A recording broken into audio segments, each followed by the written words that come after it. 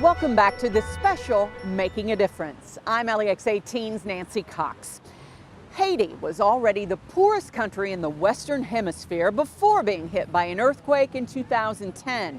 Some families are still desperately trying to dig out. For the second year in a row, LEX 18's Mike Taylor went to Haiti with a team from Midway Baptist Church, doing what they can to make a difference.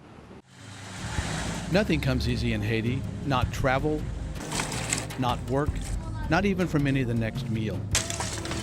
For the group from Midway Baptist, things are made smoother with the help of familiar faces like Jude, one of several translators working with them. Since the earthquake, Jude's family of 11 has been living under these USAID tarps, while he helps build homes for other families in Lambie Village. The tent is small, but we have 11 people living there, so it's so hot. We all stay on the chair when the rains come in, it's come down too, because we don't have a roof. It's not very nice. Grace International, a Haitian church organization, and the Fuller Center built Lambie Village to help relocate almost 100 families after 25,000 people moved into tents on the church property following the quake. Translators worked in Lambie Village last year, building the last homes here. This year they're working in a new village called Heritage, building the very first home. Unoccupied and in the middle of a banana field, Heritage is a very different experience than working in Lambie. But the group's Haitian friends are there to get well over 5,000 buckets of rock and dirt into the floor for the first house. I've never seen people happier to work. Everybody's always looking to try to get out of work, and they're ready to get in because they know at the end it's going to make things better. We see how hard these young men are working for us to, even if we're hot, we're tired and thirsty, to just keep on pushing through. To imagine what they go home to each night, to have such a positive attitude every day is a lesson to me, to be so grateful and so thankful for everything that I have. Every evening, Jude returns to the tarps, holding on to hope that a house will come soon. Even if we don't have a house yet, but we will pray God about that, and one day that can give a house with my family is doing. International news reports have documented the lack of success at building homes in Haiti despite billions of dollars spent. As the group prepares to return to the United States, they reflect on their Haitian friends and the progress they've made together. It's still bad, but it is much better than it was, so that's a positive. You can tell that you're slowly making progress, and it makes you feel good.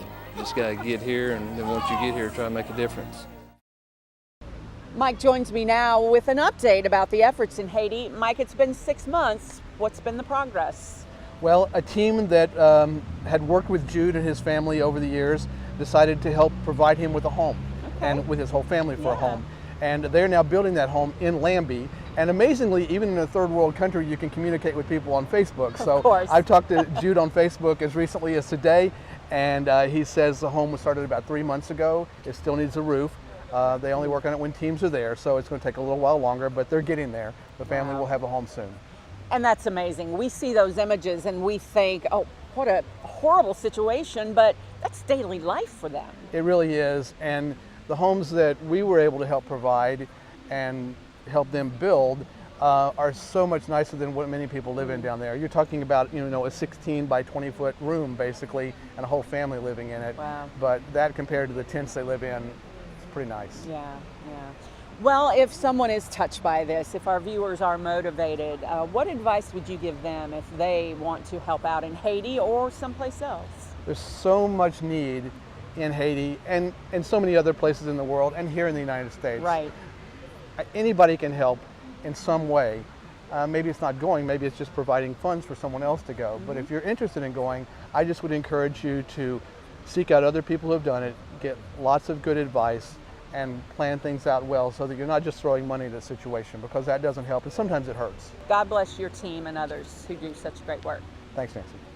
Coming up on the LEX 18 Making a Difference special. We have so much and we take it for granted all the time. Wise beyond their years. How students at one Clark County school take a school assignment as a calling to help their fellow students in need. If we just help one person, this whole project would be worth it. And 2 Scott County students spent a year making a difference in their community and saving lives in the process.